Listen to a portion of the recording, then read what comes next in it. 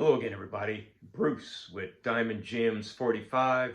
Welcome back to the channel, and here I am, the living embodiment of low-grade, high eye appeal. Or is it the other way around? Anyway, have no pickups to show, and everybody is now clicked off. But if you're still here, show report from last weekend in Evansville, Indiana. I went to the Washington Square Mall show, and I said it before, and I'll say it again. Washington Square Mall in Evansville, Indiana was the first enclosed mall in Indiana. I believe it was 1963. And at the grand opening, they had a funeral for a parking meter because all the parking at Washington Square Mall is free, still is free, and that was a big deal back then in, I believe, 1963 when the mall opened. It's a mall that one time had a grocery store in the mall. At one time it had a 5 and 10 store called Ben Franklin, and that was the place to go to get the late in the season high numbers in rack packs. So you could really clean up there. I believe it was 15 cards for 10 cents, something like that, you know, just trying to get rid of them. What I'd like to do today is just comment on 3 videos I've been watching lately. I've watched quite a bit, but 3 I want to make a comment on because I haven't been on here lately, and you know, you got to keep that old algorithm going. You got to get on here somewhat regularly. So at any rate, Collectorholic, that came up on the algorithm a couple days ago. I was not subscribed to Mr. Collectorholic, but he has something like 5,000 subscribers or so. And one of his videos about a year ago was about the 50 craziest names in sports history, and he goes through a whole list of them. I mean, they are just really interesting. Why your parents named you this? Well, somebody had a sense of humor. But he goes through a list of 50, and honestly, with all due respect to Dick Pole and Rusty Kuntz and Dick Trickle, even Dick Shiner, nothing holds a candle to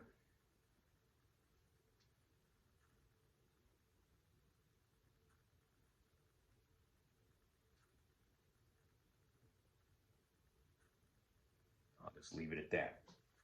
Moving on. Jake, Whack Pack Wisdom, and Matt from Providence have a collaboration, or as we call it on YouTube, a collaboration about baseball cards. It's called The Hit List, and I think they've had 2 episodes, maybe more. I've just seen 2 of them. The latest one, they're dealing with the Philly show and different hobby topics and that type of thing. But they hit on one of my pet peeves during the middle of the video, and that is my pet peeve of things in a man's display case that are not for sale. And Matt says, well, they are for sale if you give a really, really highball offer for them.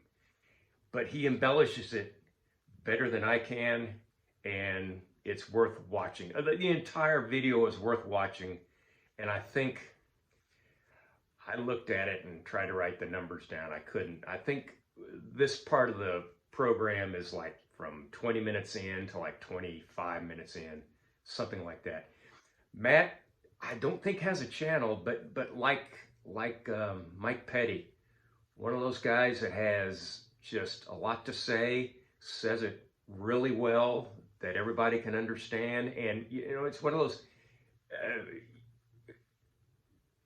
those guys that, you know, you see a video that has him in it, and you kind of put it to the top of your list for viewing later, and really, it's really informative and really a good collaboration they have called The Hit List.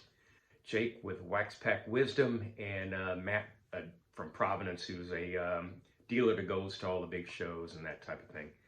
Um, one more thing I want to hit on. Baseball Collector um, had a video out a couple weeks ago about 10 cards you want to collect in your future, that type of thing. Well, I'm 70. I like to think I'm in good shape for 70. What I take that back. I'm in good shape for any age. I would like to hope, and that's the way you got to feel.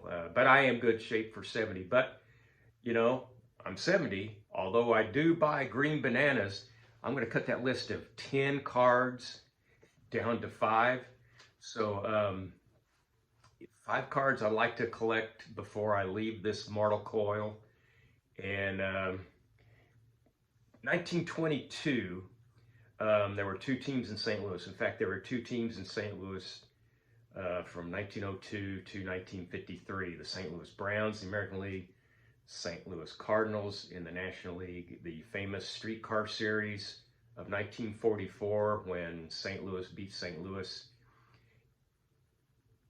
Anyway, in 1922, St. Louis had a player on the Browns and the player on the Cardinals, each hit above 400. And George Sisler hit above 400 for the Browns. George Sisler hit above 400 for the Rogers Hornsby hit above 400 for the Cardinals. George Sisler hit above 400 for the Browns. Matter of fact, the Negro League team that year, the St. Louis Stars, they had a guy hit about 379, 380. So it was a heck of a year to live in St. Louis if you liked batting champions, which kind of get no love anymore. It's all about the it's not about eye test anymore. It's all about just war and all this stuff and all these weird little statistics they come up with. But anyway, I thought those would be 2 of the 5 I would collect because it was the same year. Interesting about George Sisler, if you take his 1920, 1921, and 1922, put them all together, come up with a batting average. It's something like .3998, like that. But I have this thing, you might say, well, that rounds up to 400. No. To me, 400 starts with a 4. You can't be 6'11" and 7/8 and call yourself a 7-footer. 7 feet tall starts with a 7. But anyway, over those years, it was like for George Sisler, those 3 years, his batting average came out to something like .3998. But if you just add one more hit, just one more hit in any of those 3 years, he hits 400. Starts with a 4. So I thought that was interesting. Anyway, those 2 guys, so there's 2 of the 3. Then I'd have to go with, I collect 4 guys, basically Flood, Brock, Bob Gibson, and Stan Musial. Of those 4 guys, I have to come up with 2 more cards, and 3 more cards, and one, of course, would be the Gibson rookie that I would have to get before I check out. And then 2 Stan Musial cards, which are just underneath as good looking as his 1953 Bowman color, which I believe is right there. There's Stan when I saw him at a function. Stan at the function, I was on the front row. And he just all of a sudden, at the beginning of his speech, just starts playing the harmonica like he does a lot of times. And then when he got done, he anointed everybody with the harmonica spit on the front row. So I thought that was funny. Anyway, there's Stan in the 53 Bowman color from a distance. Anyway, so there's 3 cards. 2 more from Stan would be, of course, the Red Heart Dog Food card, which is a great looking card. There's nothing like the color red that bounces off, that just pops off a baseball card. I know I'm biased, but nothing like red. And then the 52 Bowman, which is a nice looking card, him in his left-handed batting stance. So that's my 3 takes on 3 different videos. And golly, I hope you enjoyed watching. Hope to come back with some pickups, which are a lot more fun than hearing me just yammer along. But anyway, I'm glad you watched. Please click like, please click subscribe. I'm only 2 away from 300. And at any rate, everybody, thanks for coming on, and so long for just a while.